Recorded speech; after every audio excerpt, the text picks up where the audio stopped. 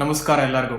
So ಈ ಒಂದು ವಿಡಿಯೋದಲ್ಲಿ ನಾನು ಈ ಹೆಂಗಸಿಗೂ ಮತ್ತು ಗಂಡಸಿಗೂ ಮಾಡ್ತಕ್ಕಂಥ ಮ್ಯಾನಿಫೆಸ್ಟೇಷನ್ಗಳು ಮಾಡ್ತಾರಲ್ಲ, ಅಂದರೆ ಡಿಫ್ರೆಂಟ್ ಜೆಂಡರ್ಸ್, ಡಿಫ್ರೆಂಟ್ ಪೊಲಾರಿಟಿ ಅಂತ ಏನು ಕರಿತೀವಿ, ಆಪೋಸಿಟ್ ಅಂತ ಕರೆಯಲ್ಲ ನಾನು. ಆ್ಯಕ್ಚುಲಿ ಕೋ ಎಕ್ಸಿಸ್ಟೆನ್ಸ್ ಅಂತ ಏನು ಕರಿತೀವಲ್ಲ, ಡಿಫ್ರೆಂಟ್ ಜೆಂಡರ್ಸು, ಇವರು ಮಾಡೋ ಮ್ಯಾನಿಫೆಸ್ಟೇಷನ್ಗಳ ಮಧ್ಯೆ ಏನು ಡಿಫ್ರೆನ್ಸ್ ಇರುತ್ತೆ ಅಂತ ಅನ್ನೋದ್ರ ಬಗ್ಗೆ ಸ್ವಲ್ಪ ವಿವರ ಕೊಡೋಕ್ಕೆ ಟ್ರೈ ಮಾಡ್ತೀನಿ. ಮತ್ತು ಯಾವುದೇ ಮ್ಯಾನಿಫೆಸ್ಟೇಷನ್ ಅಂತ ಬಂದಾಗ ಅದನ್ನು ಫಿಸಿಕಲ್ ರಿಯಾಲಿಟಿಲಿ 3D ರಿಯಾಲಿಟಿಲಿ ನೋಡಬೇಕು ಅಂತ ಒಂದು ಕ್ವಶನ್ ಬಂದಾಗ ಸೊ ಯಾವ ಥರ ಪ್ರಿನ್ಸಿಪಲ್ಗಳು ಅಪ್ಲೈ ಆಗುತ್ತೆ, ಯಾವ ಫ್ಯಾಕ್ಟರ್ಗಳು ಇಂಪಾರ್ಟೆಂಟ್ ಆಗುತ್ತೆ ಅಂತ.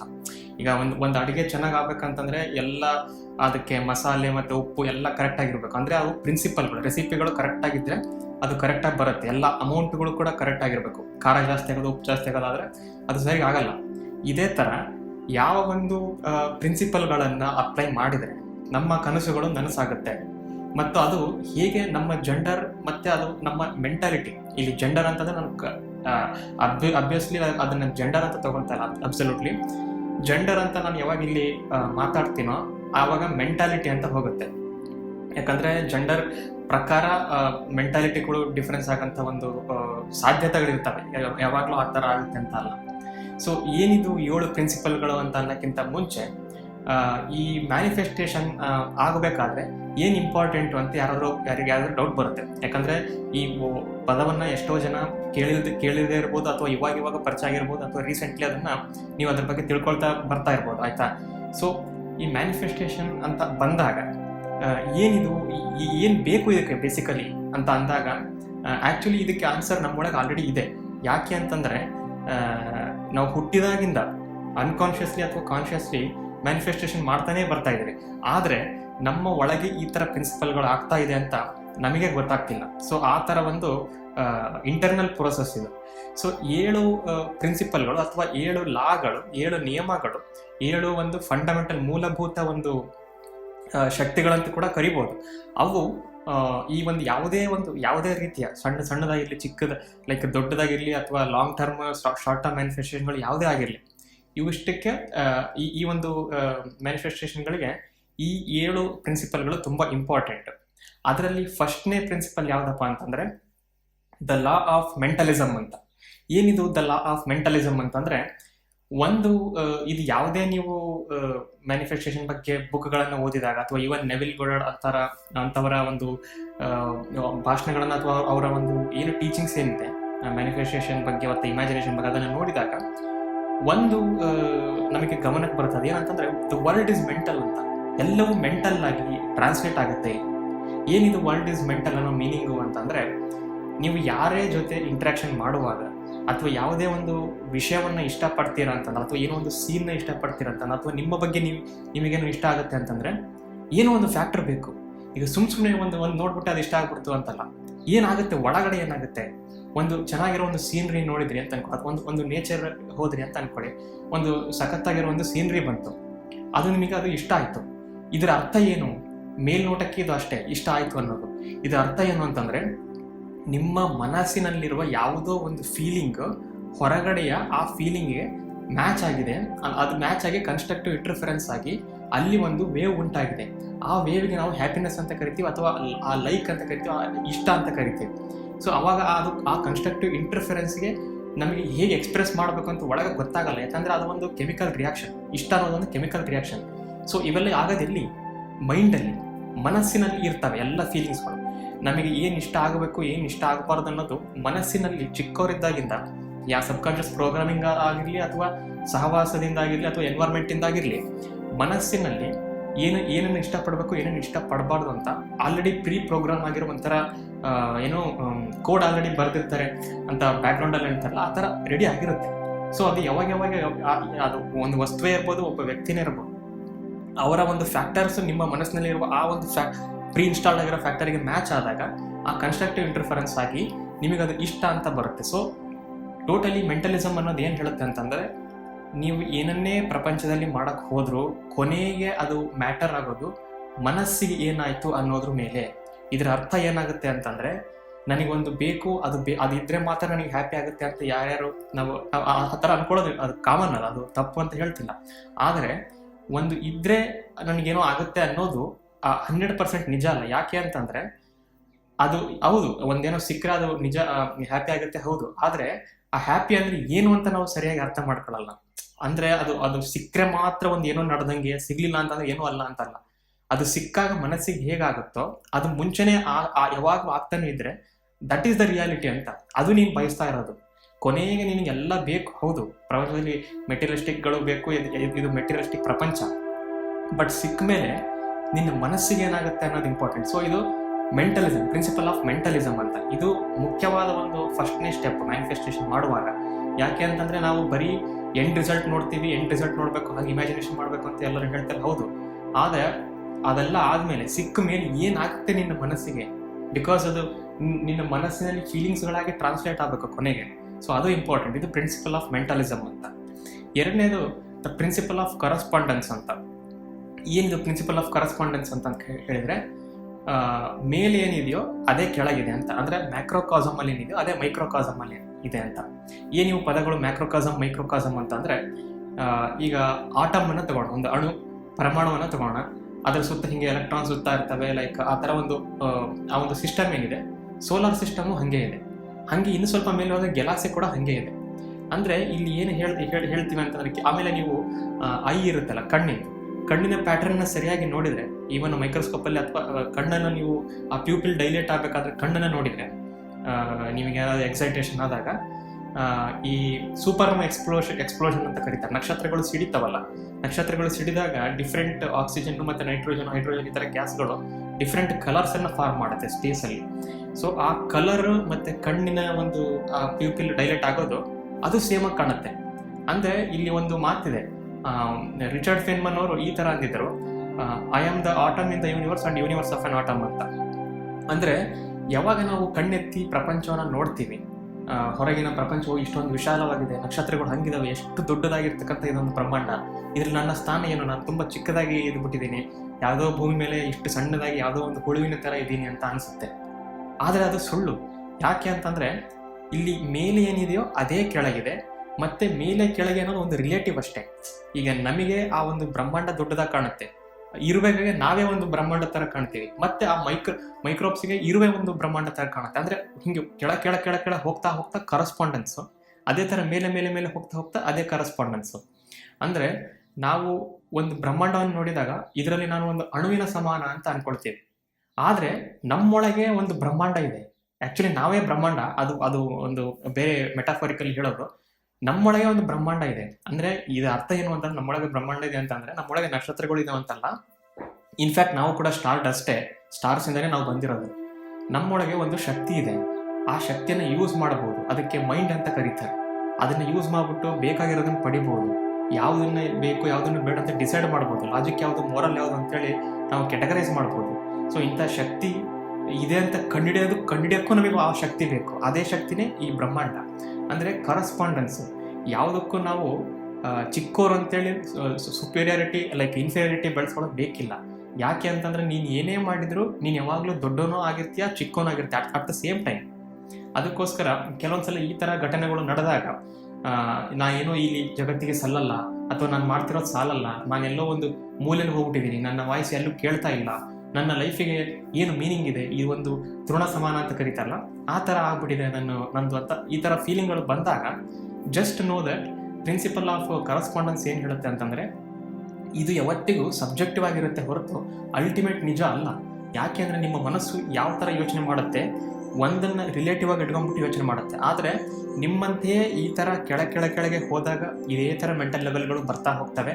ಈ ತರ ನೀವು ಎಷ್ಟೇ ದೊಡ್ಡವರಾದ್ರೂ ಕೂಡ, ಎಷ್ಟೇ ಒಂದು ಮಾಡಿದ್ರು ಕೂಡ ಮತ್ತೆ ಇದು ಕಾಡ್ತಾನೆ ಹೋಗುತ್ತೆ. ಯಾಕೆ ಅಂತಂದ್ರೆ ಬ್ರಹ್ಮಾಂಡ ಅನ್ನೋದು ಅನಂತ ಅಂದ್ರೆ ಈ ಕಡೆ ಎಟರ್ನಿಟಿಯಿಂದ ಈ ಕಡೆ ಎಟರ್ನಿಟಿ ತನಕ.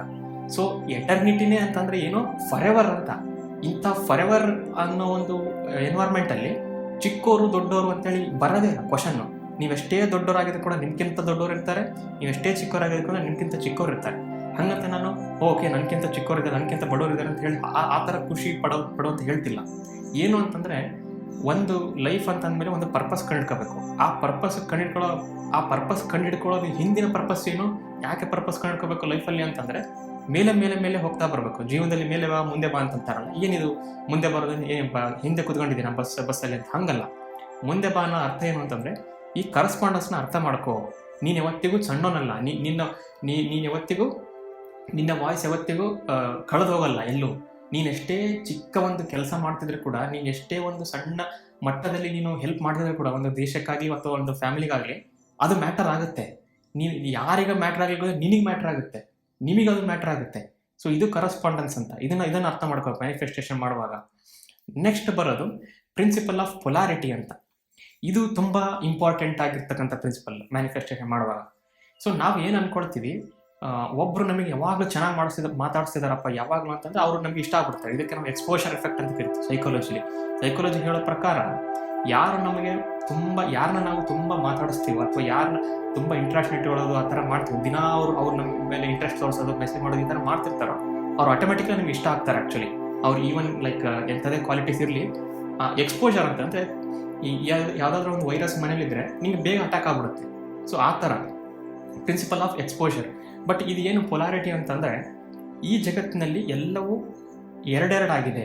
ಅಂದರೆ ಪೋಲಾರ್ ಅಂದರೆ ಧ್ರುವೀಯ ಅಂತ ಕರಿತೀವಿ. ಒಂದು ಪಾಸಿಟಿವ್, ಒಂದು ನೆಗೆಟಿವ್, ಒಂದು ಉತ್ತರ, ಒಂದು ದಕ್ಷಿಣ, ಒಂದು ಮೇಲೆ, ಒಂದು ಕೆಳಗೆ, ಒಂದು ಬಿಸಿ, ಒಂದು ತಣ್ಣಗೆ, ಒಂದು ಕರಿ, ಒಂದು ಬಿಳಿ, ಈ ಥರ. ಇದು ಯಾಕೆ ಮ್ಯಾನಿಫೆಸ್ಟೇಷನಲ್ಲಿ ಇಂಪಾರ್ಟೆಂಟು ಅಂತ ಅಂದಾಗ, ಅದೇ ನಾವು ಹೇಳಿದ್ನಲ್ಲ, ಈ ಥರ ಎಕ್ಸ್ಪೋಜರ್ ಎಫೆಕ್ಟ್ ಇದ್ದಾಗ ಒಬ್ಬರು ನಮಗೆ ಇಷ್ಟ ಆಗ್ತಾರೆ. ಆದರೆ ಯಾವಾಗಲೂ ನಿಮಗೆ ಒಬ್ಬರು ಏನೇನೋ ಅನ್ನೋದು, ಮತ್ತು ನೀನು ಹಾಗೆ ಇರಬೇಕಾಗಿತ್ತು, ಹಿಂಗೆ ಇರಬೇಕು ಅಂದರೆ ಎಲ್ಲದರಲ್ಲೂ ಒಂದು ಮಿಸ್ಟೇಕ್ ಕಂಡುಹಿಡಿಯೋದು, ಈ ಥರ ಆಗ್ತಾ ಇರುತ್ತೆ. ಈ ಥರ ಕೆಲವೊಬ್ರು ಇರ್ತಾರೆ. ನೀವು ಏನೇ ಮಾಡಿದರೂ ಒಂದೇನೋ ಅಂತಿರ್ತಾರೆ. ನೀವೇನೇ ಒಂದು ಚೆನ್ನಾಗಿ ಮಾಡೋಕ್ಕೆ ಹೋದ್ರೆ ಅವ್ರು ಕೆಟ್ಟದಾಗಿ ಮಾತಾಡೋದು, ಈ ಥರ ಎಲ್ಲ ಮಾಡ್ತಿರ್ತಾರೆ. ಅವಾಗ ನೀವು ಮೈಂಡ್ ಡಿಸೈಡ್ ಮಾಡಿಬಿಡುತ್ತೆ, ಇವರು ನನಗೆ ಚೆನ್ನಾಗಿ ಮಾತಾಡ್ತಿದ್ದಾರೆ, ಸೊ ಇವರು ಒಳ್ಳೆಯಿರಬೇಕು, ಅಥವಾ ಇವರು ಸ್ವಲ್ಪ ಇಂಟ್ರೆಸ್ಟಿಂಗ್ ವ್ಯಕ್ತಿ ಇರಬೇಕು.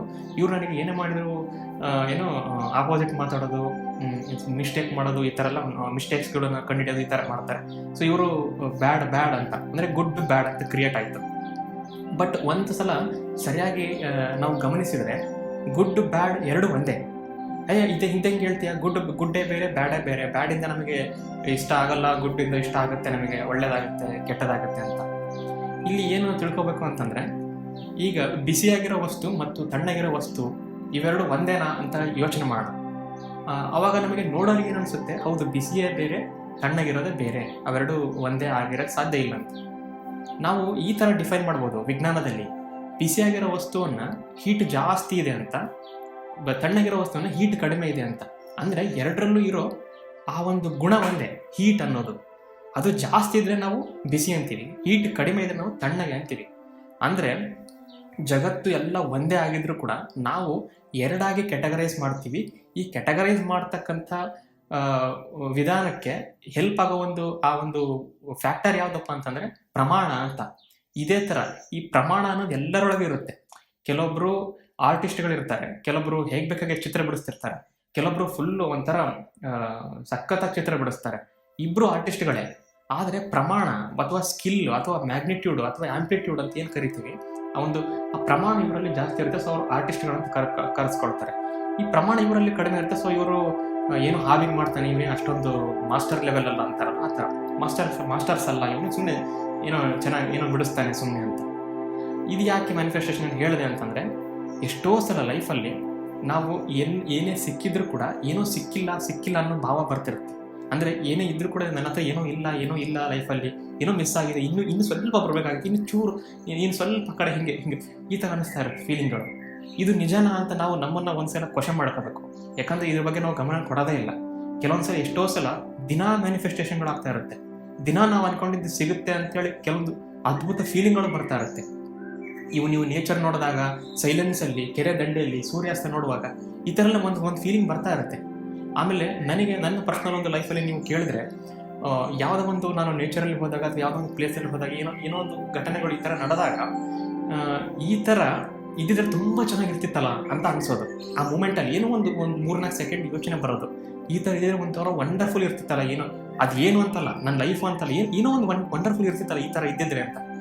ಆಮೇಲೆ ಸ್ವಲ್ಪ ಹೊತ್ತಾದ್ಮೇಲೆ ನಂಗೆ ರಿಯಲೈಸ್ ಆಗೋದು, ಅದು ಆ್ಯಕ್ಚುಲಿ ನನಗೆ ಈ ಥರ ಇದ್ದಿದ್ರೆ ವಂಡರ್ಫುಲ್ ಆಗಿರ್ತಲ್ಲ ಅಂತ ಅನ್ಕೊಂಡಲ್ಲ, ಅದು ಆ ಮೂಮೆಂಟೇ ಅದು. ಬಟ್ ನಾನು ಆ ಮೂಮೆಂಟಲ್ಲಿ ಅನುಭವಿಸ್ಲಿಲ್ಲ ಅದನ್ನು. ಯಾವಾಗ ಮುಂದೆ ಬರುತ್ತೆ ಈ ಥರ ಮೂಮೆಂಟು ಅಂತೇಳಿ ನನ್ನ ಲೈಫ್ ಸ್ವಲ್ಪ ಸಮಯವನ್ನು ಕಳೆದ್ಬಿಟ್ಟೆ ಅಂತ. ಅಂದರೆ ನೋಡಿ, ಇಲ್ಲಿ ಪೊಲಾರಿಟಿ ಅಂತಂದರೆ ಏನು ಅರ್ಥ ಮಾಡ್ಕೋಬೇಕು ಅಂತ ಮ್ಯಾನಿಫೆಸ್ಟೇಷನಲ್ಲಿ, ನಮ್ಮ ಮೆಂಟಾಲಿಟಿಗಳು ಯಾವ ಥರ ಚೇಂಜ್ ಆಗುತ್ತೆ, ಎಷ್ಟೊಂದು ಮಾಡಲೇಟ್ ಆಗುತ್ತೆ ಹೊರಗಿನ ಪ್ರಪಂಚಕ್ಕೆ ಅಂತಂದರೆ, ನಮ್ಮ ಹತ್ರ ಇರೋದನ್ನ ನಾವು ಅಪ್ರಿಷಿಯೇಷನ್ ಮಾಡೋದು ನಮಗೆ ಯಾರು ಹೇಳ್ಕೊಡಲ್ಲ. ಫಸ್ಟ್ ಆಫ್ ಆಲ್ ಆ ಥರ ಕಲ್ತು ಇರಲ್ಲ ನಾವು.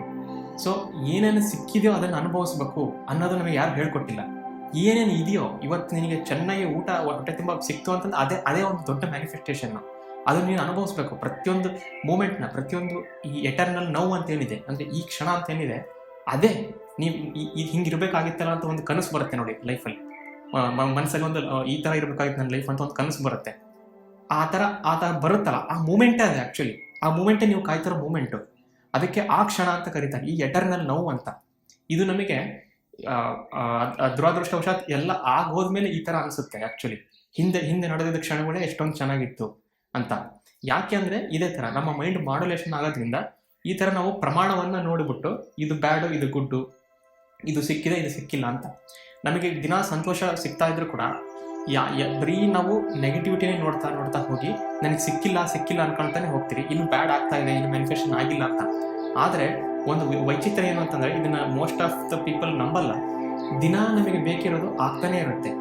ಒಂದು ಮಿಸ್ ಆಗಿದೆ ಅಂತ ನಮಗೆ ಎಷ್ಟೇ ಅನಿಸಿದ್ರು ಕೂಡ ನೆಕ್ಸ್ಟ್ ಡೇ ಅದು ಆಗಿದೆ, ಅದು ಆಗುತ್ತೆ ಅನ್ನೋದಕ್ಕೆ ಹೋಪ್ ಸಿಗೋಕ್ಕೆ ಒಂದು ಘಟನೆ ನಡೆಯುತ್ತೆ. ನಾವು ಅನುಭವಿಸ್ಬೇಕಷ್ಟೆ, ಅದನ್ನು ನೋಡ್ಬೇಕಷ್ಟೆ. ಸ್ವಲ್ಪ ನಾವು ತಾಳ್ಮೆಯಿಂದ ನೋಡಬೇಕು. ಸೊ ಇದು ಪ್ರಿನ್ಸಿಪಲ್ ಆಫ್ ಪೊಲಾರಿಟಿ ಅಂತ. ನೆಕ್ಸ್ಟ್ ಪ್ರಿನ್ಸಿಪಲ್ ಆಫ್ ರಿದಮ್ ಅಂತ. ರಿದಮ್ ಅಂತ ನೋಡಿ ಯಾವ ಥರ ರಿದಮ್ ಇದೆ, ಸಾಂಗಿಗೆ ರಿದಮ್ ಇಲ್ಲ ಅಂತ, ಬೀಟ್ಸು ಆ ಥರ ಅಂತ ಕರೀತಾರೆ. ನಾವು ದೋಣಿಯಲ್ಲಿ ಹೋಗ್ತಾ ಇರ್ತೀವಿ, ವೇವ್ಸ್ ಹೆಂಗೆ ಹೋಗ್ತಿರ್ತಾವೋ, ಯಾವ ಕಡೆ ಸ್ಟ್ರೀಮ್ ಹರಿತಾ ಇರುತ್ತೋ ನಾಲೆ ಆ ಥರ ಹೋದರೆ ಮಾತ್ರ ನಮಗೆ ನೀಟಾಗಿ ಹೋಗ್ಬೋದು ಸ್ಪೀಡಿಂದ. ನಾನು ಆಪೋಸಿಟಾಗಿ ಹೋಗ್ತೀನಿ ಅಂತೇಳಿ ಹೋಗ್ಬೋದು, ಇಲ್ಲ ಯಾರು ಬೇಡ ಅನ್ನಲ್ಲ, ನಿನ್ನ ಇಷ್ಟೊಂದು ವಿಲ್ ಪವರ್. ಆದರೆ ಆಪೋಸಿಟಾಗಿ ಹೋಗ್ತೀನಿ ಅಂತಂದರೆ ನೀನು ಎಲ್ಲಿ ಹೋಗಬೇಕು ಅಲ್ಲಿ ಹೋಗಲ್ಲ, ತುಂಬ ಕಷ್ಟ ಆಗುತ್ತೆ, ತುಂಬ ಪೆಡಲ್ ಮಾಡಬೇಕು, ಆ ಥರ ಇಲ್ಲ. ಅದೇ ಥರ ಗಾಳಿ ಇರೋ ಗಾಳಿ ಯಾವ ಥರ ಬೀಸ್ತಾ ಇರುತ್ತೆ ಆ ಕಡೆ ಮಾತ್ರ ನೀವು ಪೇಪರ್ ವಿಮಾನ ಹಾಕಿದ್ರೆ ನೀಟಾಗಿ ಹೋಗುತ್ತೆ, ಅಥವಾ ಗಾಳಿಪಟ ಹೋಗುತ್ತೆ. ನಾನು ಆಪೋಸಿಟಾಗಿ ಹೋಗ್ತೀನಿ ಅಂತಂದರೆ ಹೆಂಗೆ ಬೇಕಂಗೆ ಹೋಗುತ್ತೆ, ಅದೇ ಹೋಗುತ್ತೆ, ಇಲ್ಲ ಅಂತಲ್ಲ, ಬಟ್ ಅದು ಮುಟ್ಟಲ್ಲ, ಎಲ್ಲಿ ಹೋಗಬೇಕು ಅಲ್ಲಿಗೆ ಮುಟ್ಟಲ್ಲ. ಸೊ ಇದು ಮ್ಯಾನಿಫೆಸ್ಟೇಷನ್ ಯಾವ ಥರ ಎಫೆಕ್ಟ್ ಆಗುತ್ತೆ ಈ ಪ್ರಿನ್ಸಿಪಲ್ ಆಫ್ ರಿದಮ್ ಅಂತಂದರೆ, ಮನಸ್ಸಿಗೆ ಏನು ರೆಸಿಸ್ಟೆನ್ಸ್ ಇಲ್ವೋ ಫಸ್ಟು ಅಂಥ ಮ್ಯಾನಿಫೆಸ್ಟೇಷನ್ಗಳು ಮಾಡ್ತಾ ಬರಬೇಕು. ಫಾರ್ ಎಕ್ಸಾಂಪಲ್, ಈಸಿ ಅಂತ ಏನು ಅನಿಸುತ್ತೋ ನೆಕ್ಸ್ಟ್ 1 ತಿಂಗಳು 2 ತಿಂಗಳಲ್ಲಿ ಏನು ಮಾಡಬೇಕು ಅಂತ ಅನಿಸುತ್ತೋ, ಅಥವಾ ಅಷ್ಟು ತಿಂಗಳು ಬೇಡ, 1 ವಾರ ಅಥವಾ ನೆಕ್ಸ್ಟ್ 3 ದಿನದಲ್ಲಿ ನಾನು ಯಾವ ಥರ ಚೇಂಜ್ ಆಗಬೇಕು, ಏನಾದರೂ ಒಂದು ಹೊಸ ಹವ್ಯಾಸ ಬೆಳೆಸ್ತೀನಿ ಅಂತ ಅಂದ್ಕೊಳ್ಳೋಣ. ಅದನ್ನು ನಾವು ಮಾಡೋಕ್ಕೆ ಏನು ಮಾಡಬೇಕು, ಅಥವಾ ಏನೋ ಒಂದು ಕೆಟ್ಟ ಹ್ಯಾಬಿಟ್ ಇರುತ್ತೆ, ಅಥವಾ ಕೆಟ್ಟದಂತಲ್ಲ, ಮೆಂಟಲ್ ಡಿಟ್ರಿಮೆಂಟಲ್ ಹ್ಯಾಬಿಟ್ಸ್ಗಳು ಕಡಿಮೆ ಮಾಡಬೇಕು ಅಂತ ಇರುತ್ತೆ. ಅದನ್ನು ಮಾಡೋಕ್ಕೆ ಇವತ್ತು ನಾನು ಏನು ಸ್ಟೆಪ್ ತೊಗೊಳ್ತೀನಿ. ಓಕೆ, ಇವತ್ತು ನಾನು ಓದಬೇಕು, ಯಾವುದೋ ಒಂದು ಹೊಸ ಬುಕ್ಕನ್ನು ಸ್ಟಾರ್ಟ್ ಮಾಡಬೇಕು ಅಂತಂದರೆ ಇವತ್ತು ನಾನು ಇವಾಗ ಮಾಡ್ಬೇಕು, ಅದನ್ನು ನಾಳೆ ಮಾಡೋದಲ್ಲ, ಇನ್ನೊಂದು 5 ತಾಸು ಆದಮೇಲೆ ಮಾಡ್ತೀನಿ ಅಂತ ಡಿಸೈಡ್ ಮಾಡೋದಲ್ಲ. ಅಂದರೆ ಫಸ್ಟು ಈಸಿಯಾಗಿರೋದನ್ನು ಮಾಡ್ತಾ ಹೋದರೆ ಆವಾಗ ನಮಗೆ ಆ ರಿದಮ್ ಬಂದ್ಬಿಡುತ್ತೆ. ಮಾಸ್ಟರ್ಸ್ ಥರ ಮ್ಯಾನಿಫೆಸ್ಟೇಷನ್ ಮಾಡ್ಬೋದು, ಗಾಡ್ ಥರ ಮ್ಯಾನಿಫೆಸ್ಟೇಷನ್ ಮಾಡ್ಬೋದು ಅಂತ ಕೆಲವೊಂದು ವಿಡಿಯೋದಲ್ಲಿ ಹೇಳ್ತಾರೆ. ಏನಿದು ಆ ಥರ ಮೀನಿಂಗ್ ಅಂತಂದರೆ, ಮಾಸ್ಟರ್ಸ್ಗಳು ಆಗೋದು ಹೇಗೆ ಅಂತಂದರೆ, ಒಂದೇ ಸಲ ನಾನು ಜಂಪ್ ಮಾಡಿಬಿಡ್ತೀನಿ ನಂಗೆ ಬರುತ್ತೆ ಅಂತಲ್ಲ. ಸ್ಟೆಪ್ ಬೈ ಬೇಬಿ ಸ್ಟೆಪ್ಸ್ ಮಾಡ್ತಾ ಸಣ್ಣದಾಗಿ ರಿದಮ್ ಬರ್ತಾ ಒಂದು ದಿನ ನಿಮಗೆ ಏನಿದ್ರು ಕೂಡ ಅದು ಸಿಕ್ಬಿಡುತ್ತೆ. ಅವಾಗ ನೀವು ಗಾಡ್ ಲೆವೆಲ್ ಅಂತ, ಅಂದರೆ ಇದೊಂದು ರೂಪಕ. ಗಾಡ್ ಲೆವೆಲ್ ಅಂತಂದರೆ ನಾನು ಇಡೀ ಬ್ರಹ್ಮಾಂಡ ನಾಶ ಮಾಡ್ಬಿಡ್ತೀನಿ ಹಿಂಗಂದ ತಕ್ಷಣ ಬುಷ್ ಅಂತೇಳಿ ಆ ಥರ ಅಲ್ಲ. ರಿದಮ್ ಅಂತ, ಈ ರಿದಮ್ ಯಾವ ಥರ ಹೇಳುತ್ತೆ, ಫಸ್ಟು ಸಣ್ಣದನ್ನು ಮಾಡೋದು ಕಲಿ. ಹೌದು, ನಿನಗೆ ಡ್ರೀಮ್ ಬಿಗ್ ಅಂತ ಕರೀತಾರೆ ಅಂತ, ಅದು ತಪ್ಪಲ್ಲ. ದೊಡ್ಡ ಡ್ರೀಮ್ ಇರಲಿ, ದೊಡ್ಡ ಡ್ರೀಮ್ ಆಗ್ಬೇಕಂತಂದರೆ ಇದು ವರ್ಕ್ ಆಗುತ್ತೆ ಅಂತ ನಮಗೆ ಮನಸ್ಸಿಗೆ ಬರಬೇಕಲ್ಲ. ಅದಕ್ಕೆ ನೆವಿಲ್ ಹೇಳ್ತಾ ಇದ್ರು, ನಾನು ಹಿಂಗೆ ಹೇಳ್ತೀನಿ ಅಂತ ನಂಬೇಡಿ, ನಾನು ಸುಮ್ಮನೆ ಏನೋ ಭಾಷೆ ಮಾಡ್ಬಿಡ್ತೀನಿ, ಇಮ್ಯಾಜಿನ್ ಮಾಡ್ಬಿಡ್ತೀನಿ ಅಂತ ಸಿಕ್ಬಿಡುತ್ತಂತೆ, ಏನೋ ದೊಡ್ಡ ಮ್ಯಾನಿಫೆಸ್ಟೇಷನ್ ಅಂತ, ಹಂಗೆ ಮ್ಯಾಜಿಕ್ ಅಂತ ಅವರೇ ಹೇಳ್ತಾರೆ. ನೆವಿಲ್ ಫಸ್ಟ್ ಟೆಸ್ಟ್ ಮಾಡಿಬಿಟ್ಟು ನಂಬಿ ನನ್ನನ್ನು. ಅವರೇ ನಂಗೆ ಆ ಥರ ಭಾಷಣದಲ್ಲಿ ಹೇಳ್ತಿದ್ರು. ಅದಕ್ಕೋಸ್ಕರ ಅವರು ಲ್ಯಾಡರ್ ಎಕ್ಸ್ಪೆರಿಮೆಂಟ್ ಕೂಡ ಮಾಡಿದ್ರು. ಇದನ್ನು ನಾನು ಕೂಡ ಮಾಡಿದ್ದೆ, ಮತ್ತು ಅದು ನನಗೆ ರಿಯಲ್ ಕೂಡ ಆಗಿತ್ತು. ಸೊ ಆದ್ದರಿಂದ ಮೊದಲು ನಮ್ಮ ಯೋಚನೆಗಳು, ನಮ್ಮ ಇಮ್ಯಾಜಿನೇಷನ್ನು ವರ್ಕ್ ಆಗುತ್ತೆ ಅಂತ ನಿಮಗೆ ಕನ್ಫರ್ಮ್ ಆದರೆ ಮಾತ್ರ ಮ್ಯಾನಿಫೆಸ್ಟೇಷನ್ ಮಾಡಬೇಕು. ಅದು ಸಂಗತಿ ಏನಂತಂದರೆ, 8.3 ಬಿಲಿಯನ್ ಜನರಿದ್ದಾರೆ ಪ್ರಪಂಚದಲ್ಲಿ. ಈ 803 ಕೋಟಿ ಜನರಲ್ಲಿ ನಿಮಗೆ ಮಾತ್ರ ಅದು ವರ್ಕ್ ಆಗ್ತಿಲ್ಲ, ಇನ್ನೆಲ್ಲರಿಗೂ ವರ್ಕ್ ಆಗ್ತಿದೆ ಅಂತಂದ್ರೂ ಕೂಡ ನೀವು ನಂಬಬಾರ್ದು. ಯಾಕೆಂದರೆ ನಾವು ಕೆಲವೊಂದ್ಸಲ ಮೆಜಾರಿಟಿ ನೋಡ್ಬಿಟ್ಟು ಎಲ್ಲರೂ ಹೇಳ್ತಿದ್ದಾರೆ ಮ್ಯಾನಿಫೆಸ್ಟೇಷನ್ ವರ್ಕ್ ಆಗುತ್ತಂತೆ, ನಾವು ಸ್ವಲ್ಪ ಮಾಡ್ಬೋಣ ಅಂತ ಕಣ್ಣು ಮುಚ್ಕೊಂಡ್ಬಿಟ್ಟು ಇಮ್ಯಾಜಿನ್ ಮಾಡಿಬಿಟ್ಟು ನಾಳೆ ಕಾರ್ ಬಂದ್ಬಿಡುತ್ತೆ, ಫೆರಾರಿ ಕಾರ್ ಬಂದ್ಬಿಡುತ್ತೆ ಮನೆ ಎದುರಿಗೆ ಅಂತ. ಆ ಥರ ಎಲ್ಲ ವರ್ಕ್ ಆಗೋದಿಲ್ಲ. ಎಲ್ಲರಿಗೂ ಅವರೇ ಆದ ರಿದಮ್ ಇದೆ, ಎಲ್ಲರಿಗೂ ಅವರೇ ಆದ ಪೇಸ್ ಇದೆ. ಈ ಪೇಸನ್ನು ಕಂಡುಹಿಡ್ಕೋಬೇಕು. ಕೆಲವೊಬ್ಬರಿಗೆ ಅಟ್ಯಾಚ್ಮೆಂಟನ್ನು ಬಿಡೋದು ಭಾಳ ಈಸಿ ಇರುತ್ತೆ. ಸೊ ಅಂಥವ್ರಿಗೆ ಬೇಗ ಸಿಗುತ್ತೆ. ಯಾಕಂದರೆ ಮ್ಯಾನಿಫೆಸ್ಟೇಷನ್ ಮಾಡುವಾಗ ಲೆಟ್ ಗೋ ಅಂತ ಕರೀತಾರೆ. ಫಸ್ಟ್ ಅದನ್ನು ನೀವು ಮೆಂಟಲ್ ಸೀನ್ ಕ್ರಿಯೇಟ್ ಮಾಡಿ, ವಿಜುವಲ್ ಮಾಡಿ ಬಿಟ್ಟುಬಿಡಬೇಕು, ಅದು ಏನಾದರೂ ಆಗಲಿ ಅಂತ. ಅದೇ ಆಗಬೇಕು ಅಂತಂದ್ರೆ ನೋಡು, ಆ ವಿಂಡ್ ಆಪೋಸಿಟ್ ಹೋದಂಗೆ, ಆ ದೋಣಿ ಆ ಒಂದು ಸ್ಟ್ರೀಮಿನ ಆಪೋಸಿಟ್ ಹೋದಂಗೆ, ಅವಾಗ ನಿಮಗೆ ರಿದಮ್ ಸಿಗಲ್ಲ. ಅದು ಇನ್ನು ರೆಸಿಸ್ಟೆನ್ಸ್ ಕ್ರಿಯೇಟ್ ಆಗಿ ಇನ್ನೂ ಸ್ವಲ್ಪ ಕಷ್ಟ ಆಗ್ತಾ ಹೋಗುತ್ತೆ. ಇದು ಪ್ರಿನ್ಸಿಪಲ್ ಆಫ್ ರಿದಮ್ ಅಂತ. Principle of cause and effect ಅಂತ. Principle of cause and effect ಏನು ಹೇಳುತ್ತೆ ಅಂತಂದ್ರೆ, ಎರಡು ಪ್ಲೇನ್ಗಳು ಇದಾವೆ. ಏನು ಪ್ಲೇನ್ಗಳು? ಎರಡು ಒಂದು ಆಯಾಮಗಳು ಅಥವಾ ಎರಡು ಒಂದು ಡೈಮೆನ್ಷನ್ಗಳು. ಒಂದನೇ ಡೈಮೆನ್ಷನ್ ಪ್ರಿನ್ಸಿಪಲ್ ಆಫ್ ಕಾಸಾಲಿಟಿ, ಅಂದರೆ ಎಲ್ಲಿ ಕಾಸಾಲಿಟಿ ಅಂದರೆ ಆ ಒಂದು ಇನ್ಸ್ಟಿಗೇಷನ್ ಆಗುತ್ತೋ, ಎಲ್ಲಿ ಒಂದು ಆಸೆ ಹುಟ್ಟುತ್ತೋ, ಎಲ್ಲಿ ಒಂದು ಕಾರಣ ಇದೆಯೋ, ಎಲ್ಲಿ ಒಂದು ಮೂಲ ಕಾರಣ ಉಂಟಾಗುತ್ತೋ, ಉಂಟಾಗುವಿಕೆ, ಅದು ಪ್ರಿನ್ಸಿಪಲ್ ಆಫ್ ಕಾಸಾಲಿಟಿ. ಇನ್ನೊಂದು ಪ್ರಿನ್ಸಿಪಲ್ ಆಫ್ ಪ್ಲೇನ್ ಅಂತ, ಅದು ಫಿಸಿಕಲ್ ರಿಯಾಲಿಟಿ. ಅಲ್ಲಿ ನಮಗೆ ಬೇಕಾಗಿರೋದು. ಇವೆರಡರ ಮಧ್ಯೆ ಏನೋ ಒಂದು ಗ್ಯಾಪ್ ಇದೆ. ನಾನು ಯಾಕೆ ಹಿಂಗೆ ಡಿಫ್ರೆನ್ಸ್ ತೋರಿಸ್ತಿದ್ದೀನಿ ಹೇಳಿ? ಇಲ್ಲೊಂದು ಮೇಲೆ, ಇಲ್ಲೊಂದು ಕೆಳಗೆ, ಬಟ್ ಗ್ಯಾಪ್ ಇದೆ. ಏನಿದು ಗ್ಯಾಪು ಅಂತಂದರೆ, ಇದಕ್ಕೆ ಸಮಯ ಅಂತ ಕರಿತೀವಿ. ಏನೇ ಒಂದು ಕಾಸ್ ಆಗಿದ್ರೆ ಅದಕ್ಕೊಂದು ಎಫೆಕ್ಟ್ ಇದ್ದೇ ಇರುತ್ತೆ. ಇದು ನಿಯಮ ಮೀರಿ ಯಾವುದೂ ನಡೆಯಲ್ಲ. ಆದರೆ ಮ್ಯಾನಿಫೆಸ್ಟೇಷನ್ ಲೋಕದಲ್ಲಿ ಒಂದು ಪದ ಬರುತ್ತೆ, ವಿಲ್ ಪವರ್ ಅಂತ. ನಮ್ಮ ವಿಲ್ ಪವರ್ ಯೂಸ್ ಮಾಡಿಬಿಟ್ಟು ಬೇರೆಯವರ ವಿಲ್ ಪವರ್ ಚೇಂಜ್ ಮಾಡ್ಬೋದಾ ಅನ್ನೋದು ಒಂದು ಚಾಲೆಂಜಿಂಗ್ ಕ್ವಶನ್ನು. ಆದರೆ ಈ ಕ್ವಶನ್ ಕರೆಕ್ಟಾಗಿದೆಯಾ ಇಲ್ಲ ಅಂತೇಳಿ ಅನಲೈಸ್ ಮಾಡೋಕ್ಕೆ ಹೋದರೆ, ಕೆಲವೊಂದು ಫಿಲಾಸಫಿಗಳನ್ನು ನೋಡಿದಾಗ ವಿಲ್ ಪವರೇ ಇಲ್ಲ ಅನ್ನೋ ಒಂದು ವಿಷಯಗಳು ಗೊತ್ತಾಗ್ತಾ ಹೋಗ್ತವೆ. ಆರ್ಥರ್ ಶೋಪನ್ ಹಾವರ್ ಅವರು ಬರೆದಿರ್ತಕ್ಕಂಥ ಕೆಲವು ಅವರ ಫಿಲಾಸಫಿ ನೋಡಿದ್ರೆ ಅವ್ರು ಸ್ವಲ್ಪ ಪೆಸಿಮಿಸ್ಟಿಕ್ ಆಗಿದ್ರು. Man and is will power ಅಂತ ಅವರು ಒಂದು ವರ್ಕ್ಗಳಲ್ಲಿ ಅವರು ಹೇಳ್ತಾ ಹೋಗ್ತಾರೆ, ವಿಲ್ ಪವರ್ ಅಂತಂದರೆ ಹೇಗೆ ಅನ್ನೋದನ್ನ ನಾವು ಅಂದ್ಕೊಳ್ತೀವಿ. ನನಗೇನೋ ಅಂತಿದೆ, ನಾನು ಅಂದ್ಕೊಂಡಿದ್ದು ಮಾಡ್ತಾ ಇದ್ದೀನಿ, ನನ್ನನ್ನು ಯಾರು ಒಳಗಡೆ ಹಿಂಗೇನೋ ಪರಕಾಯ ಪ್ರವೇಶ ಮಾಡಿಸ್ಬಿಟ್ಟು ನನ್ನ ಮೂಲಕ ಯಾರು ಮಾಡಿಸ್ತಾ ಇಲ್ಲ, ನಾನು ಅಂದ್ಕೊಂಡಿದ್ದು ಮಾಡ್ತೀನಿ. ನನಗೆ ಬೇಕಾಗಿರೋ ಬಟ್ಟೆ ಚೂಸ್ ಮಾಡ್ತೀನಿ, ನನಗೆ ಬೇಕಾಗಿರೋ ಕಲರ್ ನಾನು ಚೂಸ್ ಮಾಡ್ತೀನಿ, ನನಗೇನು ಇಷ್ಟ ತಿನ್ನೋಕ್ಕೆ ನಾನು ಒಂದು ಅದನ್ನು ಚೂಸ್ ಮಾಡ್ತಕ್ಕಂಥ ಪವರ್ ಇದೆ. ಇದಕ್ಕೆ ನಾವು ವಿಲ್ ಪವರ್ ಅಂತ ಕರಿತೀವಿ, ಇಚ್ಛಾಶಕ್ತಿ ಅಂತ ಕರಿತೀವಿ. ಅವರೇನು ಹೇಳ್ತಾರೆ, ಒಬ್ಬ ಕುರುಡ, ಆಯಿತಾ, ಒಬ್ಬ ಕುರುಡನ ಮೇಲೆ ನಾವು ಅವನ ಭುಜದ ಮೇಲೆ ಕುತ್ಕೊಂಡಿದ್ದೇವೆ, ಅವನು ನಮ್ಮನ್ನು ಕರ್ಕೊಂಡು ಹೋಗ್ತಿದ್ದಾನೆ. ಆ ಕುರುಡಗೆ ಕಣ್ಣು ಕಾಣಲ್ಲ, ಅವನು ಎಲ್ಲಿ ಹೋಗ್ತಾನೋ ಹಾಗೆ ನಾವು ಹೋಗ್ಬೇಕು, ಯಾಕಂದರೆ ನಾವು ಅವನ ಭುಜದ ಮೇಲೆ ಕುತ್ಕೊಂಡ್ಬಿಟ್ಟಿದ್ದೇವೆ.